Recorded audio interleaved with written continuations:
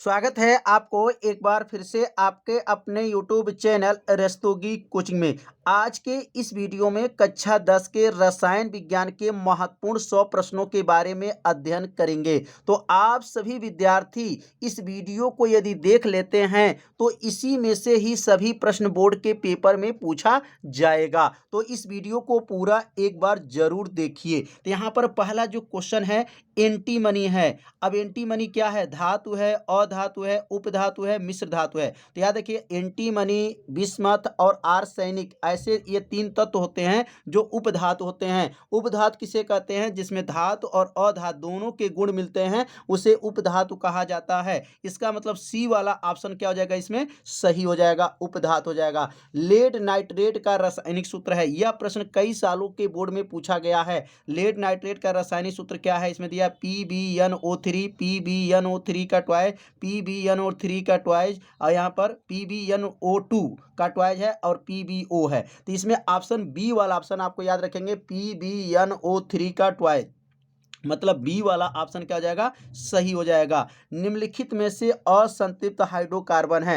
असंतृप्त hydrocarbon किसे कहते हैं? जिसमें डबल बॉन्ड और ट्रिपल बॉन्ड होता है उसे असंतृप्त हाइड्रोकार्बन कहते हैं। तो यह एथेन है और यहाँ एथेन है, यह मीथेन है और यह प्रोपेन है और यह यहाँ पर देखेंगे C2H4 है, यह एथीन है। इसका मतलब यह डबल बॉन्ड बनेगा। तो बी वाला ऑप्शन क्या हो जाएगा? सही हो जाएगा, क्योंकि यह असंतृप्त हाइड्रोकार्बन में आएगा और ये तीनों जो है संतृप्त हाइड्रोकार्बन में आएगा, क्योंकि इसमें तीनों में सिंगल बॉन्ड बनेगा और इसमें डबल बॉन्ड बनेगा।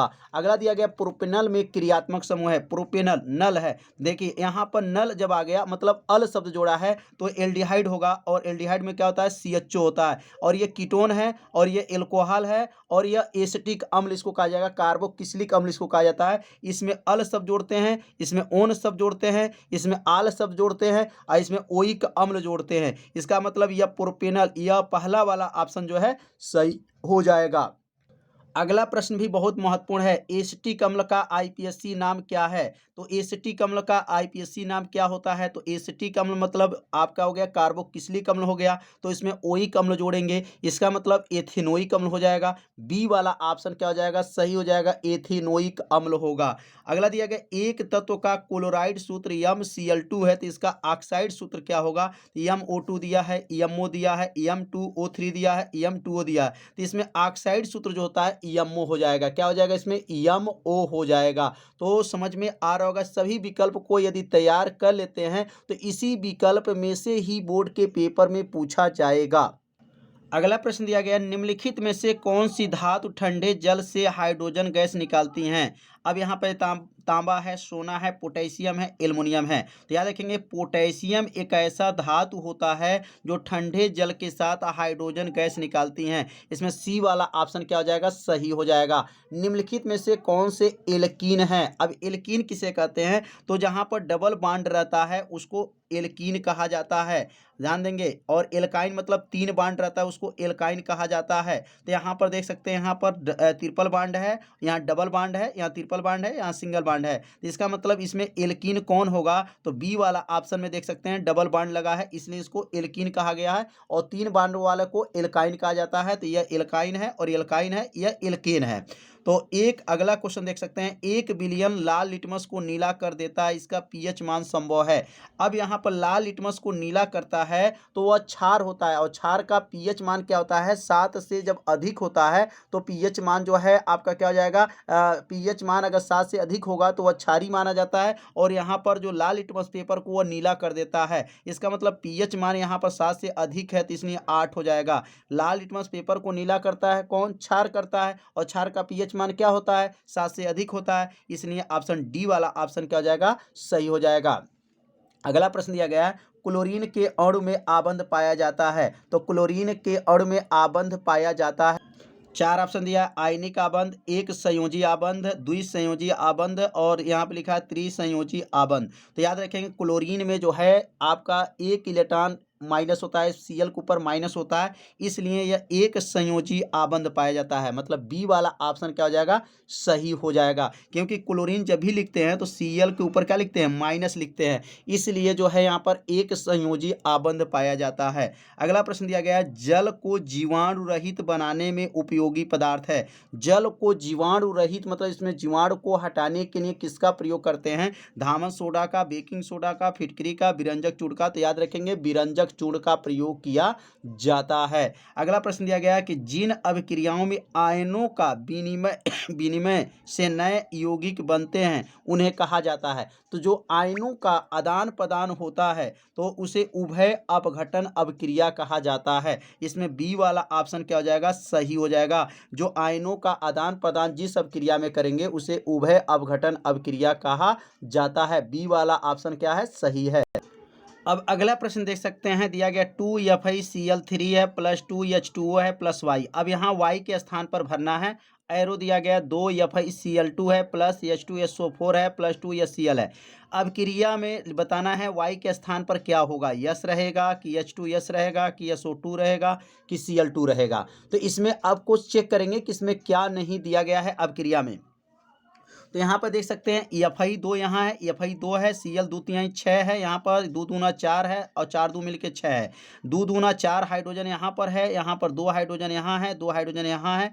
यहाँ Y के स्थान देखेंगे, अब यस यहाँ 1 है और यहाँ यस तो इसमें दिया ही नहीं है, इसका मतलब यस हो जाएगा। और O गिन लेंगे, यहाँ O 4 गो है तो यहाँ O 2 गो है, इसका मतलब यस O2 भराएगा। यहाँ पर क्या भरेंगे, यस O2, इसका मतलब सी वाला ऑप्शन क्या हो जाएगा, सही हो जाएगा। यस O2 यहाँ पर रखेंगे तो यह अभिक्रिया क्या हो जाएगा, संतुलित तो हो जाएगा। अगला प्रश्न दिया गया, अमोनिया NH3 और हाइड्रोजन क्लोराइड या Cl संपर्क में आने पर क्रिया करके बनाते हैं। तो यहाँ पर जब अमोनिया और हाइड्रोक्लोरिक अम्ल मिलते हैं तो अमोनियम क्लोराइड बनाते हैं, उसको कहा जाता है नौसादर। क्या कहा जाता है, नौसादर। इसमें ए वाला ऑप्शन क्या हो जाएगा, सही हो जाएगा।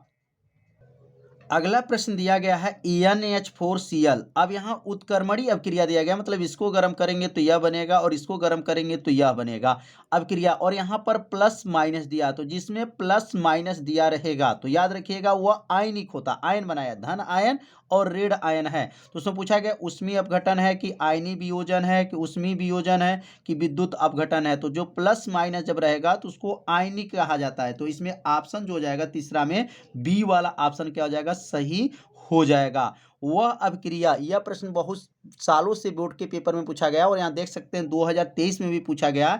वह अभिक्रिया जिसमें आयनों के विनिमय से नए यौगिक बनते हैं कहलाती हैं। जो आयन से मिलके बने होते हैं उसे उभय अपघटन अभिक्रिया कहा जाता है। तो यहाँ पर लिखेंगे, यहाँ प्रतिस्थापन अभिक्रिया, उभय अपघटन अभिक्रिया, मतलब बी ऑप्शन जो है सही हो जाएगा। निम्नलिखित में से, अब यहाँ चौथा पांचवां प्रश्न को समझेंगे। लिखा है निम्नलिखित में से क्या रासायनिक परिवर्तन है, क्या रासायनिक परिवर्तन है बताना। लोहे में जंग लगना और यहाँ पर विद्युत बल्ब का जलना, मोम का पिघलना, पदार्थ का चुंबकन। इसमें बताना है कि निम्नलिखित में से क्या रासायनिक परिवर्तन है, मतलब इसमें कौन जो है क्रिया है जो रासायनिक परिवर्तन हो रहा है। तो इसमें लोहे में जंग जो लगता है वह रासायनिक परिवर्तन होता है। इसमें ए वाला ऑप्शन क्या हो जाएगा, सही हो जाएगा। अगला प्रश्न है, लोहे पर जंग लगना किस प्रकार की क्रिया है। लोहे पर जंग लगना किस प्रकार की क्रिया, ऑक्सीकरण है, अपचयन है, ऑक्सीकरण अपचयन दोनों हैं, इनमें से कोई नहीं। तो यहाँ चार ऑप्शन दिया गया है। तो याद रखेंगे लोहे पर जब जंग लगता है वह ऑक्सीकरण अभिक्रिया होता है। इसमें ऑप्शन ए वाला ऑप्शन क्या हो जाएगा, सही हो जाएगा। तो लोहे पर जंग लगना किस प्रकार की क्रिया है, तो ऑक्सीकरण अभिक्रिया है। अगला प्रश्न दिया गया है, हमारे शरीर में भोजन का पचना किस प्रकार की क्रिया है। हमारे शरीर में भोजन का अगर पचना किस प्रकार की क्रिया है, अभिक्रिया दिया गया अपघटन अभिक्रिया, ऑक्सीकरण अभिक्रिया, उदासीनीकरण अभिक्रिया, उपचयन अभिक्रिया। तो हमारे शरीर में जो भोजन का पचना है वह है अपघटन अभिक्रिया। ए वाला ऑप्शन क्या हो जाएगा, सही हो जाएगा। ऊष्मा शोषी अभिक्रिया वो होती है जिसमें ऊष्मा को क्या करती है, ऊष्मा शोषी मतलब ऊष्मा को अवशोषण करती हैं, सोखती हैं। तो इसमें ऑप्शन कौन हो जाएगा, ऊष्मा का शोषण होता है। इसमें बी वाला ऑप्शन क्या हो जाएगा, सही हो जाएगा। ऊष्मा का शोषण होता है। ऊष्मा शोषी माने ऊष्मा का शोषण, और ऊष्मा क्षेपी मतलब ऊष्मा का निर्मुक्त होना, मतलब ऊष्मा बाहर निकलना। अगला दिया गया प्रतिस्थापन अभिक्रिया का मुख्य गुण है एल्कीन का, कार्बन मोनोऑक्साइड का, एल्काइन का, पैराफिन का। तो प्रतिस्थापन अभिक्रिया यहाँ बताना है। 9वां वाला ऑप्शन में क्या दिया है, यहाँ पर कह रहा है प्रतिस्थापन अभिक्रिया क्या है, तो पैराफिन जो होता है यह जो है प्रतिस्थापन अभिक्रिया का मुख्य गुण होता है। इसमें डी वाला ऑप्शन क्या हो जाएगा, सही हो जाएगा।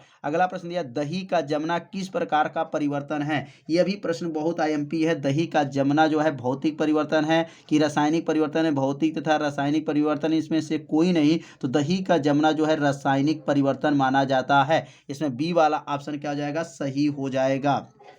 अगला दिया गया कि अभिक्रिया BaCl2 और यहाँ पर Na2SO4 आयरो BaSO4 + 2 NaCl किस प्रकार की अभिक्रिया है। और नीचे भी अथवा करके एक और अभिक्रिया दिया गया है, मतलब सेम अभिक्रिया वही अभिक्रिया है। तो यहाँ पर बताना है कौन सा अभिक्रिया है। और ये बोर्ड के पेपर में देखिए 2022 के पेपर में 2 सेट में यह पूछा गया है। तो इसमें बताना है कौन सा ये अभिक्रिया है। तो यहाँ द्विविस्थापन अभिक्रिया हो रहा है। कौन अभिक्रिया हो रहा है, द्विविस्थापन मतलब यहाँ का यहाँ पे जा रहा है और यह वाला उठ करके यहाँ पे जा रहा है, इसने द्विविस्थापन अभिक्रिया हो रहा है। मतलब यहाँ पर पदार्थ जो है अदला बदली हो रहा है, और इसमें दो पदार्थ का जब अदला बदली होता है उसे द्विविस्थापन अभिक्रिया कहते हैं। इसमें बी वाला ऑप्शन क्या हो जाएगा, सही हो जाएगा।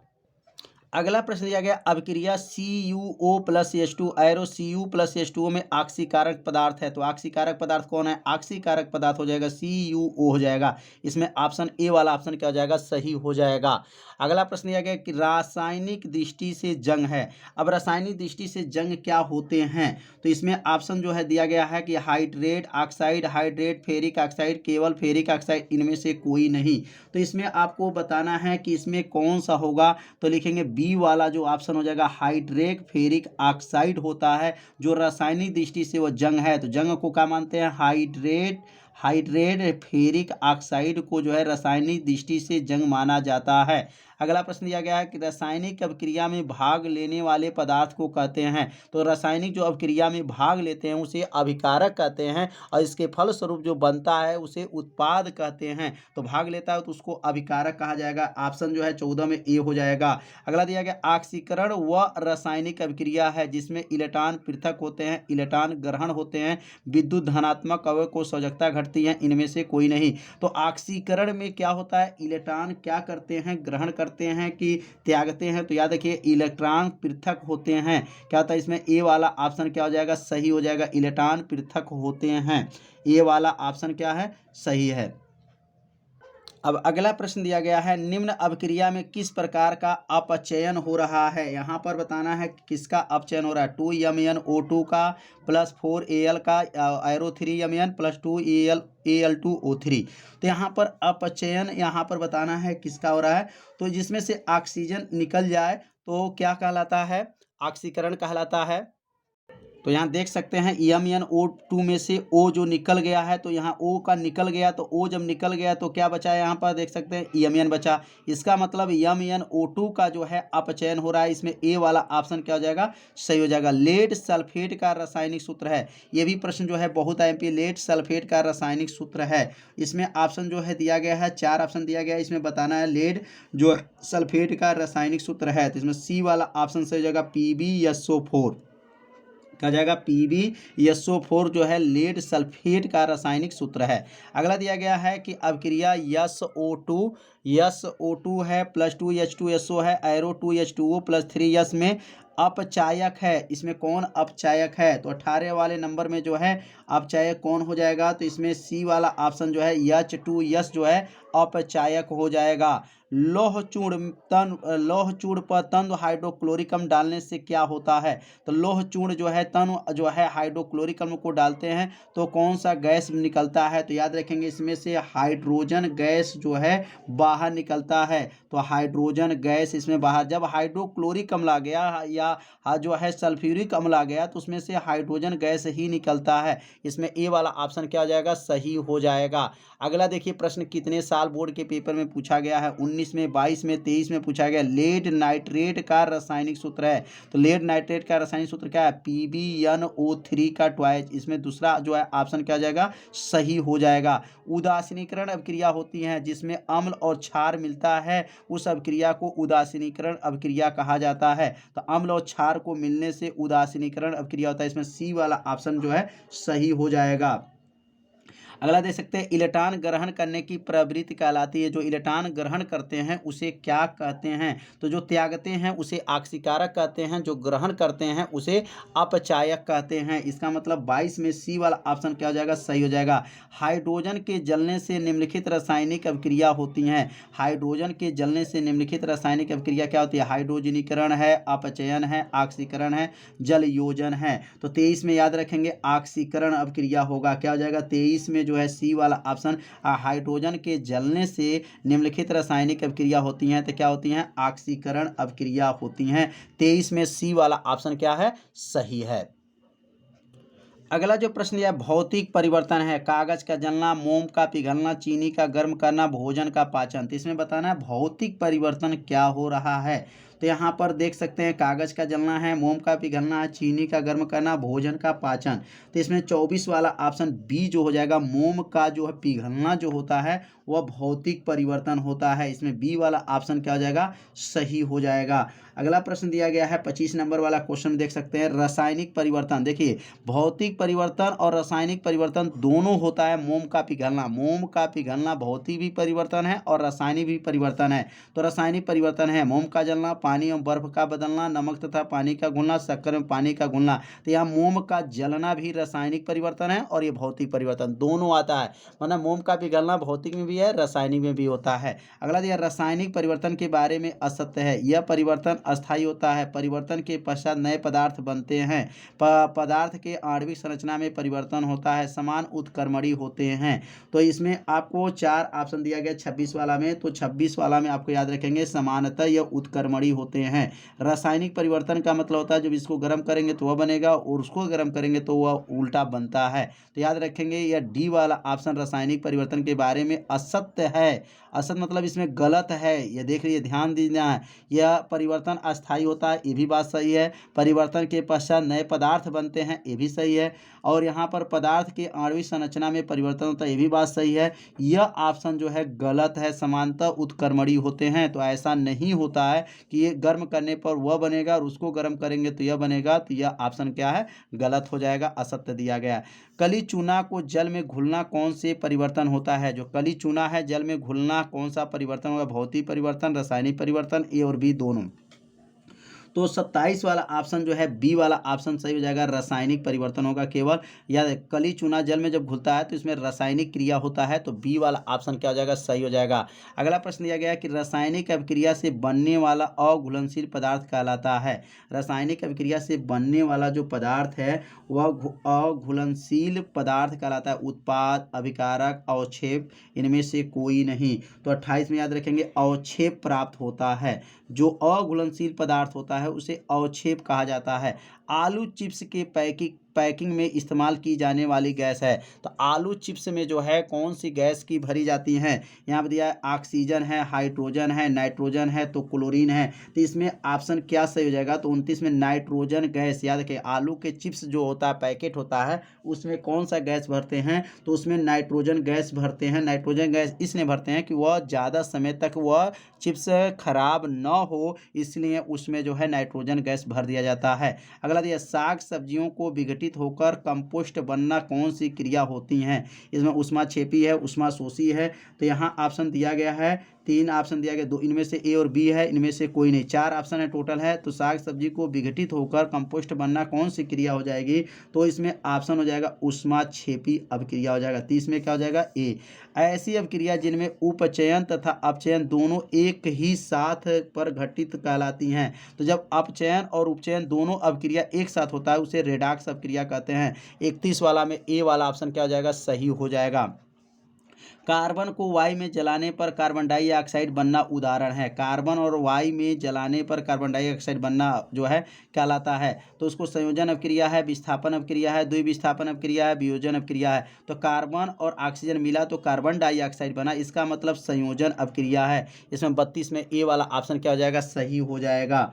अगला देख सकते हैं, दिया गया जिंक है, H2SO4 है, ZnSO4H2 हाइड्रोजन गैस निकल रहा है। संयोजन अभिक्रिया है, विस्थापन अभिक्रिया, वियोजन अभिक्रिया, तो द्विविस्थापन, यहाँ एक पदार्थ का संयोजन हुआ है, इसलिए क्या कहेंगे, विस्थापन अभिक्रिया। 33 में जो है बी वाला ऑप्शन हो जाएगा, विस्थापन अभिक्रिया हो जाएगा। और ये भी बोर्ड के पेपर में पूछा गया 2023 में। निम्नलिखित में कौन सी दहन अभिक्रिया है। अब दहन अभिक्रिया क्या होता है, जब मीथेन गैस ऑक्सीजन के साथ क्रिया करता है और कार्बन डाइऑक्साइड और क्या बनता है, जल बन जाता है, उसी को कहा जाता है, उसके साथ ऊष्मा मिलता है, यह दहन अभिक्रिया। मीथेन ऑक्सीजन के साथ क्रिया करेगा तो दहन अभिक्रिया। इसमें ऑक्सीजन से जो क्रिया कहीं नहीं हुआ, ऑक्सीजन से क्रिया वाला जो होता है वह दहन क्रिया माना जाता है, इसलिए इसमें सी वाला ऑप्शन क्या हो जाएगा, सही हो जाएगा। तो उम्मीद करते हैं यह आप लोग को अच्छे से समझ में आ रहा होगा। अब अगला प्रश्न दिया गया है, बेकिंग पाउडर को गर्म करने पर कौन सी गैस निकलती हैं। यहाँ पर CO कार्बन मोनोऑक्साइड, Na2CO3 है, कार्बन डाइऑक्साइड O2। तो यहाँ याद रखेंगे इसमें कार्बन डाइऑक्साइड गैस निकलती है, इसमें सी वाला ऑप्शन क्या हो जाएगा, सही हो जाएगा। नियान है, क्षार धातु है, अक्रिय गैस है, उपधातु है, संकर। नियान जो होता है वह अक्रिय गैस आता है, ठीक है ना, बी वाला ऑप्शन जो है सही हो जाएगा। बहते हुए रक्त को रोकने में उपयोगी की यौगिक है। अब देखिए, बहते हुए खून को अगर रोकना है तो किसका प्रयोग करते हैं, तो फिटकरी का प्रयोग किया जाता है। इसमें डी वाला ऑप्शन जो है सही हो जाएगा। अब अगला प्रश्न दिया गया, सोडियम कार्बोनेट के जलीय विलयन में कार्बन डाइऑक्साइड गैस और अधिकता से प्रवाहित करने पर प्राप्त होने वाला पदार्थ है। जब सोडियम कार्बोनेट में जब जल और के विलयन में कार्बन डाइऑक्साइड जब प्रवाह किया जाता है तो कौन सा पदार्थ बनता है। तो यहाँ पर 4 ऑप्शन दिया गया है कि NaOH है, Na2CO3 10H2O है, NaHCO3 है। तो इसमें ऑप्शन जो हो जाएगा सी वाला ऑप्शन। याद रखें, सोडियम कार्बोनेट में जब कार्बन डाइऑक्साइड गैस को डाल करके गर्म करते हैं तो यह बनता है खाने का सोडा, मतलब इसको कहा जाता है सोडियम बाइकार्बोनेट, इसको कहा जाता है NaHCO3 बनता है। नौसादर का रासायनिक सूत्र है, नौसादर का जो रासायनिक सूत्र इसमें कौन सा है, तो NH4 जो होता है यह जो है नौसादर का रासायनिक सूत्र हो जाएगा। डी वाला ऑप्शन जो है सही हो जाएगा। विरंजक चूर्ण पर तन सल्फ्यूरिक अम्ल को अभिक्रिया से कौन सी गैस निकलती हैं। तो यहाँ पर 6 ऑप्शन में देख सकते हैं कि 4 ऑप्शन दिया गया है, तो सी ऑप्शन इसमें सही हो जाएगा, क्लोरीन गैस निकलती हैं। कौन सा गैस निकलती हैं, विरंजक चूर्ण पे तन सल्फ्यूरिक अम्ल से क्रिया होती हैं तो इसमें से क्लोरीन गैस बाहर निकलती हैं। खाने का सोडा का रासायनिक सूत्र है, तो यह खाने का सोडा का NaHCO3, इसको कहा जाता है सोडियम बाइकार्बोनेट। इसमें बी वाला ऑप्शन जो है सही हो जाएगा। अगला प्रश्न है, सोडियम कार्बोनेट का जलीय विलयन होता है दुर्बल अम्लीय, प्रबल अम्लीय, क्षारीय। याद रखेंगे क्षारीय होता है, क्या होता है, क्षारीय। सोडियम कार्बोनेट जो होता है उसका जलीय विलयन करेंगे तो वह क्षारीय, मतलब उसका स्वाद तीखा होता है। धामन सोडा का रासायनिक सूत्र है, तो धामन सोडा का सूत्र होता है Na2CO3 10H2 होता है। इसमें ए वाला ऑप्शन सही है। यह माइक्रो कास्मिन लवण का सूत्र है। ये भी प्रश्न जो है बहुत IMP है, ये भी प्रश्न कई सालों के बोर्ड के पेपर में पूछा गया है, लेकिन यहाँ पर 2018 में पूछा गया है। तो यह भी प्रश्न माइक्रो कास्मिन लवण का सूत्र इसमें दिया गया, 4 ऑप्शन है और इसमें बताना है कौन सा सही हो जाएगा। तो याद रखेंगे बी वाला ऑप्शन सही हो जाएगा, NaNH4 HPO4 और 4H2O। यह जो होता है माइक्रो कास्मिक लवण का सूत्र होता है। एस्टिक अम्ल एक दुर्बल अम्ल है क्योंकि इसमें पानी की मात्रा अधिक होती है, इसमें आयरन की मात्रा कम होती है। यह एक कार्बनिक अम्ल है, यह एक अकार्बनिक अम्ल है। तो इसमें 11 वाला ऑप्शन को याद रखेंगे कि इसमें क्या सही हो जाएगा। तो 11 वाला ऑप्शन में जो है आपको याद रखना है, इसमें आयरन की जो मात्रा होती है वह कम होती है, इसलिए वह दुर्बल अम्ल होता है। एस्टिक अम्ल दुर्बल अम्ल क्यों है, क्योंकि इसमें आयरन की मात्रा क्या है, कम होती हैं। अगला लिखा गया है कि एक हाइड्रोक्लोरिक अम्ल की शक्ति 10⁻² जो है यहाँ पर न्यूटन है, इस विलयन का पीएच मान है। तो यहाँ पर जो दिया गया विलयन का पीएच मान क्या होगा, तो जितना पावर 2 है यहाँ पर, तो पीएच मान क्या हो जाएगा, यहाँ पर 2 हो जाएगा। 12 का जो है बी वाला ऑप्शन सही हो जाएगा। यहाँ पर 2 दिया है तो इसमें पीएच मान क्या हो जाएगा, 2 होगा। 1 बिलियन का हाइड्रोजन आयन सांद्रता 10⁻⁷ है और मोल प्रति लीटर है, इसका पीएच मान है, तो यहाँ पर 7 घात दिया है, इसमें 7 हो जाएगा, इसमें बी हो जाएगा। इसमें ऑप्शन जो है देख सकते हैं, इसमें बी वाला ऑप्शन क्या हो जाएगा, सही हो जाएगा। अगला प्रश्न है सल्फ्यूरिक अम्ल में अम्लीय हाइड्रोजन परमाणुओं की संख्या है। तो सल्फ्यूरिक अम्ल में हाइड्रोजन H2SO4 होता है, तो हाइड्रोजन इसमें 2 हो जाएगा। इसमें ऑप्शन ए वाला ऑप्शन सही है, क्योंकि हाइड्रोजन में सल्फ्यूरिक अम्ल का सूत्र क्या होता है, H2SO4 होता है, तो इसमें हाइड्रोजन इसमें 2 हो जाएगा। अम्लीय विलयन का पीएच मान है, तो अम्लीय विलयन का पीएच मान 7 से क्या होता है, कम होता है। इसमें बी वाला ऑप्शन क्या हो जाएगा, सही हो जाएगा, क्योंकि अम्लीय का विलयन का पीएच मान 7 से अगर कम है तो अम्ल होता है, 7 से अधिक होता है तो वह क्षार हो जाता है। अब 16 वाला क्वेश्चन देख सकते हैं। 16 वाला क्वेश्चन में क्या कर रहा है कि संकर लवण है, तो इसमें संकर लवण कौन होता है, सी वाला ऑप्शन याद रखेंगे, Na3 जो है, और ये क्या FeCN6 जो होता है, यह संकर लवण होता है। पोटास एलम का रासायनिक सूत्र है, पोटास एलम का मतलब फिटकरी, फिटकरी का इसमें सूत्र कौन है, K2SO4, यह वाला सूत्र हो जाएगा K2SO4 Al2 कोष्टक में SO4 का होल थोराई 24H2O, मतलब सी वाला ऑप्शन जो है सही हो जाएगा। अगला प्रश्न दिया गया जल को जीवाणु रहित बनाने में उपयोगी पदार्थ है, धावन सोडा, बेकिंग सोडा, फिटकरी, विरंजक चूर्ण। तो याद रखेंगे विरंजक चूर्ण जो होता है वह जल को जीवाणु रहित बनाने में इसका प्रयोग किया जाता है। अगला दिया आग बुझाने वाले यंत्रों में प्रयुक्त होने वाला पदार्थ है, तो आग बुझाने वाले यंत्र में किसका प्रयोग करते हैं, तो सोडियम कार्बोनेट का प्रयोग किया जाता है, Na2CO3। 1 बिलियन का हाइड्रोक्साइड आयन 10⁻12 है, तो इसमें पीएच मान होगा। तो यहाँ पर अब देखिए हाइड्रोक्साइड दिया, मतलब OH का मान दिया गया है, OH का माइनस मान दिया गया है, -12 है, तो यहाँ पर 14 घात में से 12 घात घटा देंगे तो क्या बनेगा, यहाँ पर 14 घात में से 12 घात घट जाएगा, 2 हो जाएगा। इसमें ए वाला ऑप्शन सही हो जाएगा, क्योंकि यहाँ पर सूत्र होता है 1 × 10 के पावर माइनस से यहाँ पर 14 होगा यहाँ पर, और यहाँ पर यहाँ से इसको भाग करेंगे, 1 × 10 के पावर -12 है, तो 14 ऊपर जाएगा, तो 12 में से 14 जाएगा, 2 आ जाएगा। इसका मतलब ए वाला ऑप्शन जो है सही हो जाएगा। अगला प्रश्न दिया गया निम्नलिखित में से कौन से ऊर्ध्वापातन का गुण प्रदर्शित करता है, तो ऊर्ध्वापातन किसे कहते हैं, जो नौसादर होता है वह ऊर्ध्वापातन होता है, NH4Cl होता है। H2SO4 में जलीय विलयन में पीएच मान क्या होता है, तो जलीय देखिए H2SO4 जो होता है यह सल्फ्यूरिक अम्ल होता है, और अम्ल का जो है पीएच मान 7 से कम होता है, इसमें बी वाला ऑप्शन जो है सही हो जाएगा। और 23वां में प्रश्न दिया है कि कैल्शियम फास्फेट का सूत्र है, तो कैल्शियम फास्फेट का सूत्र इसमें याद रखेंगे, 4 ऑप्शन इसमें भी दिया गया है, तो 23 वाला में सी वाला ऑप्शन याद रखें, CA3PO4 का ट्वाइस होता है, यह कैल्शियम फास्फेट का यह सूत्र है, CA3PO4 का ट्वाइस।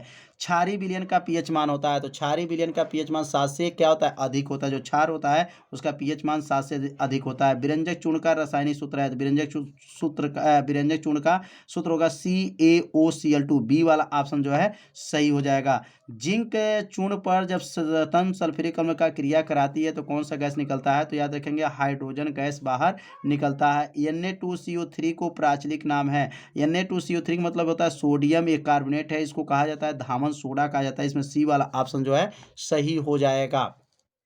निम्नलिखित में से क्षार धातु है, तो क्षार धातु कौन है, इसमें 4 ऑप्शन दिया गया है, तो क्षार धातु इसमें कौन है, तो यहाँ नोट कर लेंगे। क्षार धातु इसमें दिया गया है BaMgCa, या यहाँ पर जो यहाँ क्षार धातु Na FeMg और Au, ये 2023 के पेपर में भी पूछा गया कि क्षार धातु इसमें कौन है, तो 28 में याद रखेंगे ए वाला ऑप्शन सोडियम जो होता है वह क्षार धातु होता है। अगला देखिए क्षार धातुएं हैं, तो इसमें देख सकते हैं क्षार धातु इसमें कौन हो जाएंगे, तो 24 का डी जो है यहाँ पर देख सकते हैं क्षार धातुएं हैं, यहाँ पर Cu है, Ag है और Au है, ये क्षार धातुएं हैं।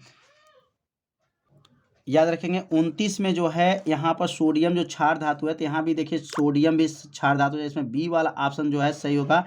LiNa जो है क्षार धातुएं होते हैं। तो समझ में आ रहा होगा कि प्रश्न जो बहुविकल्पी बताया जा रहा है बहुत ही IMP बहुविकल्पी बताया जा रहा है। और यह प्रश्न देख सकते हैं 25 डिग्री सेल्सियस ताप पर शुद्ध जल का pH मान होता है। तो 25 डिग्री सेल्सियस पे शुद्ध जल का pH मान क्या हो जाएगा, तो यहाँ पर 30 वाला प्रश्न में देख सकते हैं डी होगा, क्योंकि 7 हो जाएगा। और जल का pH मान 7 होता है क्योंकि यह उदासीन होता है। तो उम्मीद करते हैं यह बहुविकल्पी प्रश्न आप लोगों को अच्छे से समझ में आ गया होगा। अगले भाग में एक और पार्ट बनेगा जो महत्वपूर्ण बहुविकल्पी रहेगा, वो भी भौतिक विज्ञान, रसायन विज्ञान और जीव विज्ञान तीनों का बहुविकल्पी का मिश्रण जो है अगले भाग का वीडियो बनाया जाएगा और डिस्क्रिप्शन बॉक्स में उसका लिंक दे दिया जाएगा। वहां से जाकर के सभी बहुविकल्पी प्रश्नों को देख सकते हैं। तो आज का वीडियो जो है इतना ही रहेगा। मिलते हैं अब अगले भाग में। तब तक के लिए सभी विद्यार्थियों को नमस्कार।